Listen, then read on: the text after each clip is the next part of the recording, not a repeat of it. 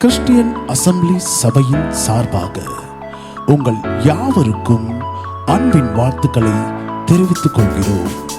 வல்லமையுள்ள ஆராதனை. Emmanuel Emmanuel Emmanuel என்னோடு இருப்பாரு. எல்லோருமே ஷகதரகதிரா ரீரா ஷகதிரலரகதிரா என் ஜீவன் பிரியும் வரை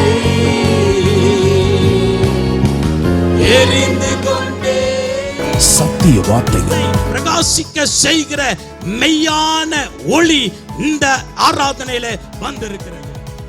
தெய்வீக சுகம். கிறிஸ்டியன் அசெம்பிளி சபையின் புதிய வருட ஆராதனை உங்கள் யாவரையும் அன்புடன் அழைக்கின்றோம்.